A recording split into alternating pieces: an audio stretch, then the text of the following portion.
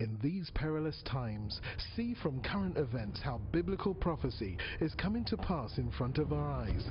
You're watching In the Last Days, the program that looks at Israel and the end times with teaching from a Hebraic perspective.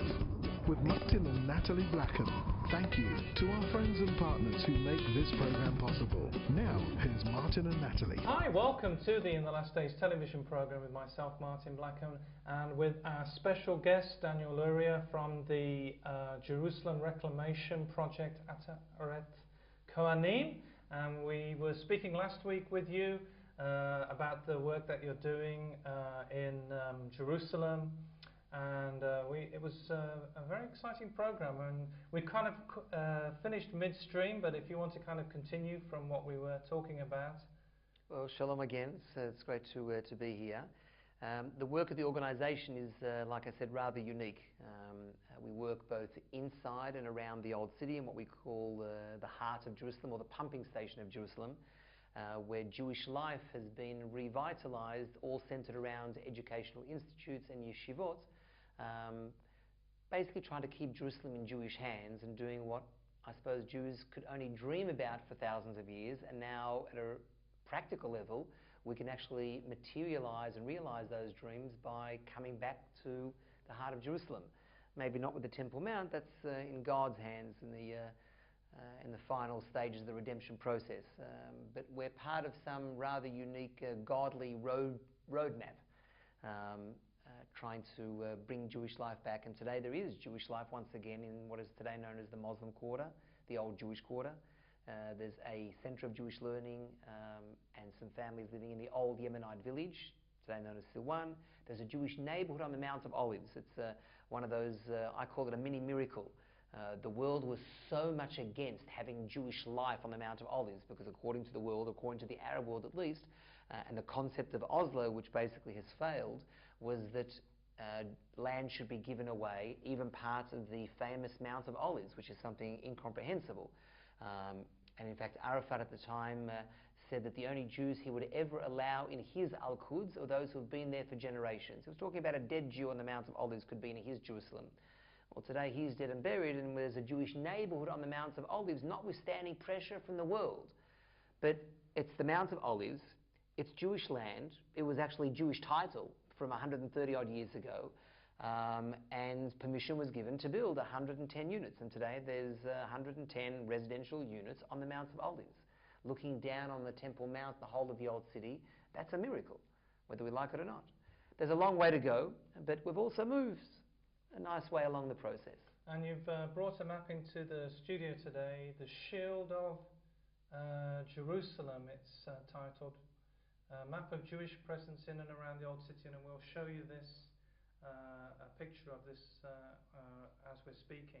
Right, well basically this map shows the Old City. You can see on the map how really the Jewish quarter is only about 1/9 of the Old City.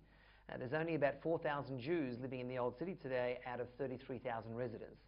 The Jewish ninth, the Jewish quarter, is about 3,000, and close to 1,000 Jews are now living, because of the work of the organisation over the last 32 years, have gone back to old Jewish homes. In many cases, Arabs are just protected tenants, or just plain everyday tenants in old Jewish places. Arabs want to sell, Jews buy, like anywhere in the world. Someone can buy, someone can sell.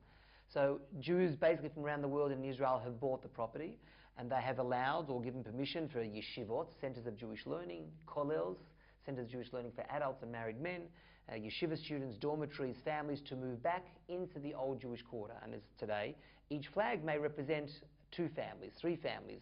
One building in the Christian quarter, for example, there's a yeshiva, a centre of Jewish learning where there's 80 boys, and another 10 families living in this old Jewish building. Ariel Sharon at the time, you may remember, symbolically said the Jews had the right to live in an old Jewish building, and he actually owns an apartment in a building that was owned by a gentleman called Moshe Wittenberg. There are today families going to be living in the old Valero building. Valero was a banker 140 odd years ago. He owned a property. Eventually it was taken over by Arabs. Once again today it's back in Jewish hands. So slowly but surely there is today now once again Jewish life, centres of Jewish learning in the old Jewish quarter, close to the Temple Mount. Like I said, in addition to the flags that you can see on the Mount of Olives, a Jewish neighbourhood. flags in the Yemenite village that is today known as Silwan. There's now a kollel, a centre of Jewish learning, and 7 or 8 families living in the old Yemenite village. There's of course the City of David, which is no longer part of the organisation, which primarily works, I suppose, today in education, tourism. I mean, that really is the where everything started. The City of David, the centre of the Jewish world from King David onwards. In fact, even beforehand, because Abraham met Melchizedek in the valley there, the King's Garden, which unfortunately today has been taken over by Arabs who have built illegally in a national park. There's another issue that is hardly addressed by the world. That's a very interesting thing, and I know the BBC were reporting on Silwan and the issue there. But what people may not understand is that it was a national park before or now, or... Well, it was. It's been a green zoned area officially in the Turkish period, the Ottomans, in the British rule, also a green zone national park. It's only in the last 35 or maybe 40 years that there's been maybe a closing of the eye a little bit, with not enough inspectors and supervisors and not enough control and sovereignty, basically. And the Arabs have felt that lack of supervision and have basically decided to get away with anything, from building illegally to literally murder, as we saw even today. And today, just in that King's Garden, and remember the King's Garden was something that dates back to King Solomon, a massive, beautiful green area receiving water from the Shiloh springs. Every conceivable tree King Solomon planted there. He writes about it in the Song of Songs. Abraham meets Melchizedek there. And for thousands of years, it was a beautiful green zoned area. So the mayor of Jerusalem today wants to clean up there. He wants to return it to its previous glory, to return a national treasure the way it should be. Of course, the world is jumping up and down. There's a certain amount of arrogance, I think, in certain leaders in the world, so that they should even have something to say about this. I mean, could you imagine if the Israeli government decided to get angry or have something to say about whether someone built illegally in a national park in the middle of New York or in some square in the middle of London? It would be unheard of. The world should basically keep their nose out of what's going on in Jerusalem. This is United Jerusalem. We have a sovereign body. There is law and order here. There are courts. We have a mayor that wants to clean up the area. I believe, and I'm not sure, I believe that he's got some type of compromise that only 22 buildings will be demolished, and the other 67 or 68 buildings that are illegally built there will be retroactively approved. Don't ask me why that's a compromise. I mean, if I was in charge, it should be, in total, a national treasure should go back there. I also don't understand why there should be any compensation. I mean, if I had built illegally in a national park anywhere in the world, I would be thrown into jail and I would pay a fine, not compensation. So things are a little bit twisted here. I don't know what will be at the end, but hopefully this national treasure will return, and it will be good also for Jews and Arabs. If you have a national park that both the Arabs and the Jews can use, then that's tremendous. So even the Arabs would gain if this happens. There has to be law and order. I mean, in this general area, I believe there's something like 657 or 660 odd structures in this area, this Arab neighbourhood of Silwan. There's under 10 official building permits in the municipality. That's just unheard of. That can't be. And if people go, if you want to know where this is, if you go, it will show the map on the screen. But for people who know the area, it's basically where the Temple Mount is, and then we have this next to it is the City of David, and it's just at the bottom. Correct. You've got the Kidron Valley. Well, part of the Kidron Valley is this area known as the King's Garden, Hebrew Gan HaMelech. Right. So is it like the end of it going? Well, it's not so much the end of it. It's very close to where the springs are, the Shiloh springs. Right. So it's before the Valley of Hinnom, where it turns off the Valley of Hinnom. A section of the Kidron Valley known as the King's Garden. Of course, east of that is the old Yemenite village. Before there was a single Arab.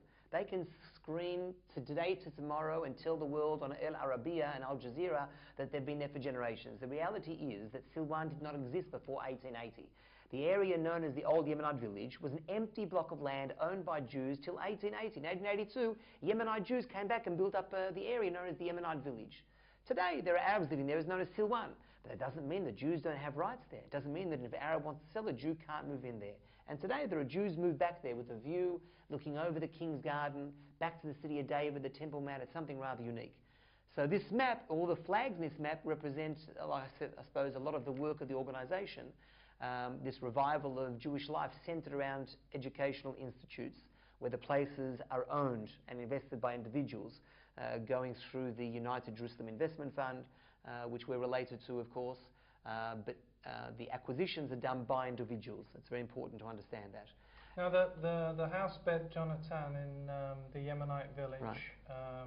Which the BBC were reporting as Silwan, was interesting when Natalie and I were able to go there. And how is it practically to live there when you're the centre of the media attention, you're the centre of maybe, like you were saying, for the Muslims, they don't want to give up 1 centimetre of land. How is it for the people practically to... Well, we thank God every day that we have, that in every generation, there are basically pioneers ready to live at the forefront. So no one's expecting a cushy, comfortable life where everything's... It's not the Garden of Eden. In that particular area, symbolically, ideologically, it's unique, and there are plenty of people who are driven ideologically, of course, to live there, overlooking the Temple Mount and the city of David. So is that from like a religious point of view? Religious, Jewish point, I don't necessarily, they're religious, but a Jewish point of view, that's where our roots are. So they're basically fulfilling the dream of great-grandparents that couldn't do anything except maybe dream that, one day we'll get to Jerusalem. Today you have the opportunity to live in the heart of Jerusalem, even if there are Arabs living around there. So what? Jews and Arabs can live together. Practically, it's not straightforward. It's probably the most hostile area. There's been hundreds of arrests made against the Arabs. I'm talking about Molotov cocktails, destroying cars, throwing down Arabs. These are cars belonging to Jewish people who are travelling backwards Travelling and in, forwards? who are going backwards and forwards to Right. the house of Jonathan, which, by the way, is for Jonathan Pollard, that we hope that he'll be released. Unfortunately, he's a scapegoat today for the Jewish people, maybe in America. He's sat in jail for more than 25 years over something which is minor. Everyone agrees that maybe he passed on information to, mind you, it was a friendly state, but not even the worst of the Russian spies who caused damage to America sat anywhere near the amount of time he's sitting there. He's a scapegoat, I suppose, maybe to let people know that they have to be more American than they are Jewish. I'm not quite sure, but he should be released, just like the head of the CIA has already said. But in any case, the building is named for him, Jonathan Pollard, and the families going in and out are literally attacked on a daily basis. Today, thank God, there's Border Patrol police there. The last 2 or 3 weeks, it's changed a little bit with Border Patrol police there. There's a lot more police presence, but it's been exceptionally hostile ever since they've moved in, and especially in the last year. So throwing down even a fridge, a washing machine, a bath was dropped down from the second floor as the car comes in one of the alleyways, smashing through. There was shooting on one of the Jewish, on Purim, as the families were coming in on Purim. They were shot. There were 7 bullets that went in. Thank God no one was injured. I think the security guard got a little bit injured on his knee. But it's very hostile. The only way to stop hostilities is twofold. One, to make sure there's police presence, to let the Arabs know that there is a Baal Abayt, there is a sovereign ruler here, and you can't do as you want. It's not the Wild West or the Wild East. And the other part is, of course, to have a lot more Jewish presence there. So, you know, if there are people out there who want to be involved, then they can definitely be in touch. And they can, you do tours, don't you? I was looking at you on the internet, you take Jewish people up to visit Bet Jonathan. Yes, is that right? Part of our agenda, of course, is education. You educate in various means and ways, and one of the ways, of course, is having educational tours. We have tours, group tours that goes into the Yemenite village. We have tours basically that we call the Shield of Jerusalem, understanding the battle between East and West Jerusalem, driving from Abu Tor, Yemenite village, Mount of Olives, to Kidmat Zion, which is adjacent to Abu Dis, inside the borders of Jerusalem. And then we walk inside the old city to see the revival of the Jewish life in the Muslim and Christian quarters. Over the various festivals, we actually take on tens of tour guides to help deal with the masses that come there. If individuals or groups or potential investors would like to see and understand what's going on there, then with pleasure we take groups around to see the heart of Jerusalem. And indeed you take journalists. We went with you with Media Central. Correct. And we're just going to have a look at that. We were able to be with Daniel. And maybe you can just explain what that, because that was a specific house we were on the rooftop of. Basically, at the time, if memory serves me correctly, I think I took you to the top of one of our buildings in the middle of the old Jewish quarter called the House of the Photographer. Right. It happens to be an interesting building, A, because of the story how we ended up getting the building, which was actually a wrong phone number. And instead of getting a photographer who was meant to give us pictures, ended up being an Arab who by chance was selling his house and was interested in doing a deal, as long as we organised for him to live somewhere overseas, basically. And because of this wrong phone number to the photographer, we ended up getting this, buying this building. Some individual at the time, actually it was from in Israel, acquired the building, he bought it, and we ended up, as an organisation, we put into the building a few yeshiva students, used as a dormitory, and some families, and today there's a courtyard there. Unfortunately, our children don't play out in the streets. What may be normal for you and me in England, Australia, America, our kids, because of the dangers of and the threats from some of the local Arabs, not all, there are plenty of Arabs that just want to put food on the table, and they know that life is good in a Jewish state, much better than what it would be in the Gaza Strip or Judea and Samaria or even in some of the Arab countries. But because they don't play in the streets, we have people that help us build a rooftop playground. So you may have noticed there was a rooftop playground. Unfortunately, there was also a security guard there. The government can't put a police station every time a Jew moves into some other neighbourhood, and they organised for a security company to basically secure or protect the residents of Jerusalem in some of those neighbourhoods. So there was a security guard there, and of course there was a view looking over of the whole of Jerusalem there. I mean, the truth is, I like taking journalists there, but I also like going there for myself. It's to see down onto the Temple Mount, even if there's no temple there today, to see down onto the floor of the Temple Mount itself, to see the Mounts of Olives in the background, and the whole of the old city in one view. It's just phenomenal, and no doubt your viewers will see that. We can have a look at that now.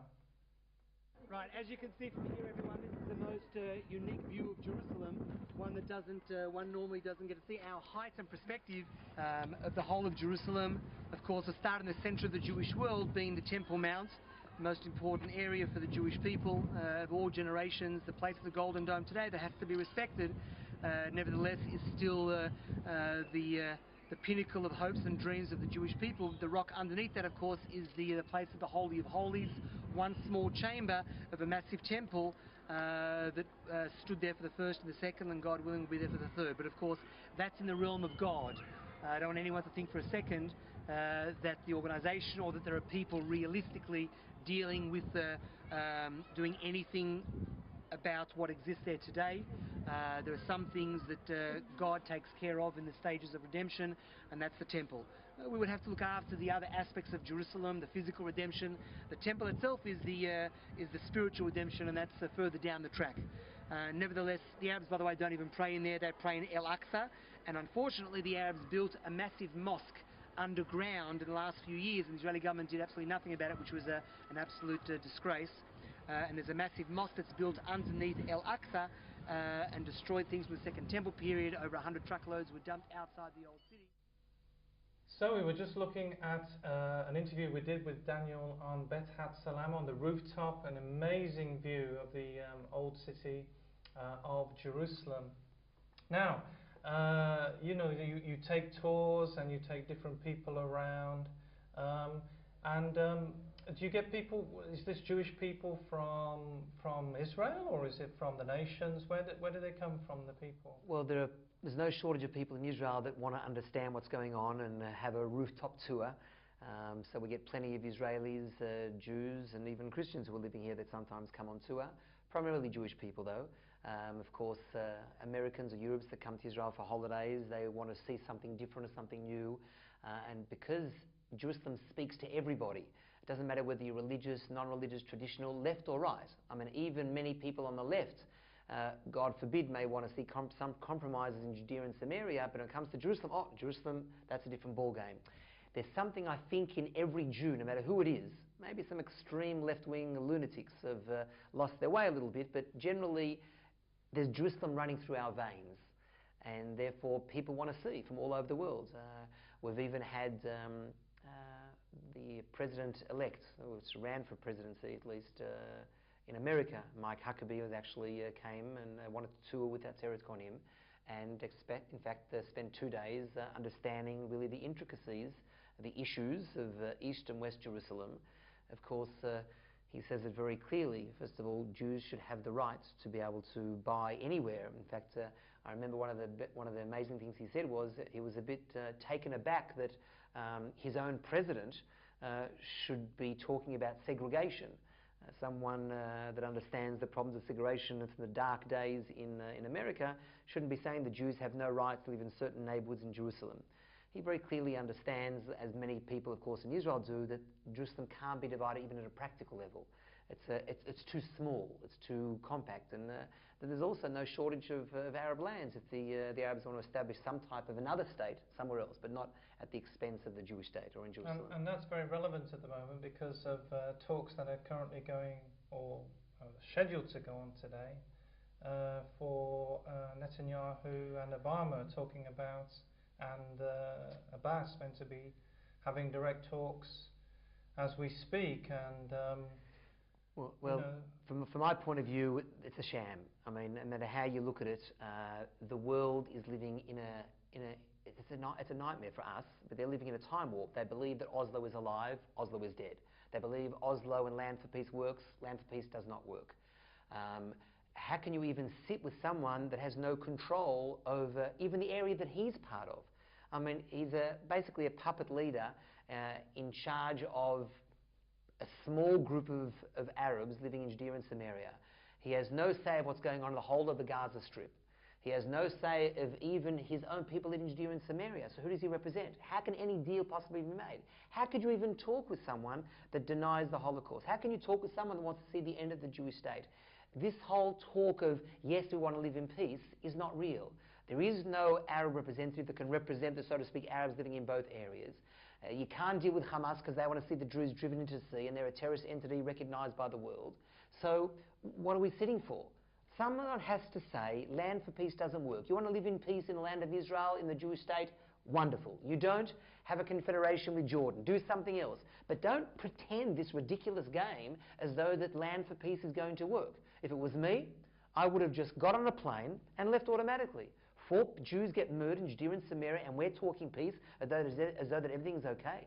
Thousands have been murdered over the years. Tens of thousands have been injured. Land for Peace doesn't work. Missiles into regular cities, and we should give Land for Peace? I mean, we may be a strange, stiff-necked people, but we're not stupid.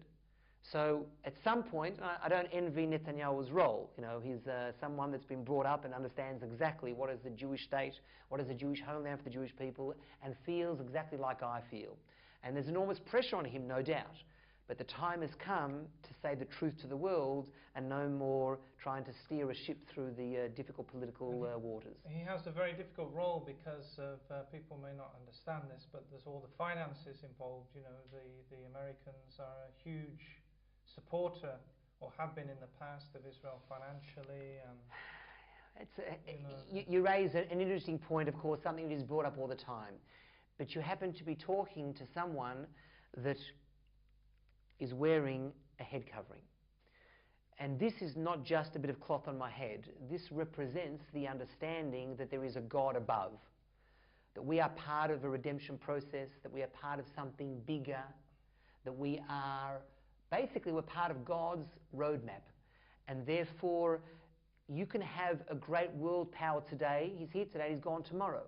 I mean, we've seen it. The whole of history books are littered with these great empires that conquered the world, that had the respect of the world, and they thought they owned the world. And where are they today? Nothing but dust or bylines in history books. The Jewish people have remained throughout. We're here to stay, no matter who has tried to destroy us or to dictate to us what should or shouldn't be. We are a sovereign state that has the right to say and to do and to look after our own interests.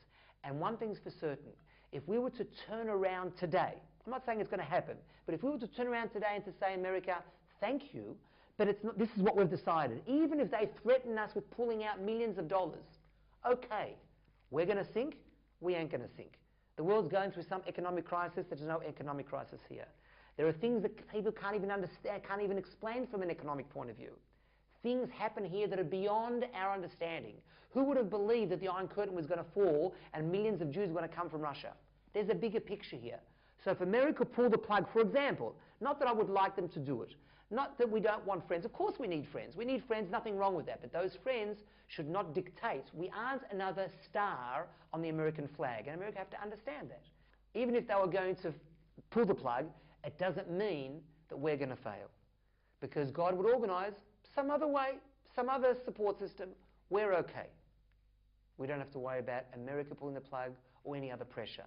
And the second we realise that, then we can say to the world, thank you, but no thank you. And a lot of the people who are involved with the Reclamation project would have this kind of viewpoint that they're part of something much bigger. For so sure. This is the redemption and coming back to Israel from the nations in fulfillment of Bible prophecy. Very clear. And you know, they've expanded Ben Gurion. We've had other people on the program who have been speaking about Aliyah and the lost tribes and coming back to the land of Israel. And what do you see for the future as we come to the end of the program, Daniel, for the Atarat Kohanim and the work you're doing? The future is as bright as can be. I mean, yes, there are issues around us, but if you've got always in your mind that you are moving forward in some Zionist process, redemption process, call it whatever you like, then you know that you're going to be okay. There are going to be people, maybe, who knows, maybe American Jewry will suddenly pick up and come here, and there'll be another 500,000 or 1 million Jews coming from America. We are only going forward. There are setbacks, there are problems. Life and Israel and Jerusalem is not given to us by God on a silver platter. We have to work. We have to appreciate the gifts that we have been given by God and move forward. We have to stand up and be a light to the nation, not a puppet to the nation. We have to tell the nation that we are our own sovereign body and the land of Israel belongs to Jewish people. A united Jerusalem belongs to Jewish people, mind you. Not every person investing has necessarily this redemption concept, but in relation to Jerusalem, everyone's the same. United city belonging to the Jewish people, and nothing was going to shake that belief. It's been great to have you on the program, Daniel. We're out of time again. Wonderful to be with you today. If you'd like to contact Daniel, the email is on the screen as we speak. And remember, we're living in the last days. You've been watching In the Last Days, a TV program with Martin and Natalie Blackham, the program that looks at Israel and the end times with teaching from a Hebraic perspective. If you would like to financially support the program or find out about conferences, meetings or ministry products, then please contact us with the details on your screen. Visit our easy-to-use website at www.inthelastdays.com and register for our free e-newsletter. Get the latest news from Israel, product information, online video teaching, or watch today's TV program at a time that's convenient to you. Thank you again, friends and partners, for making this program possible. See you in 2 weeks, same time, same station, for the next program from In the Last Days.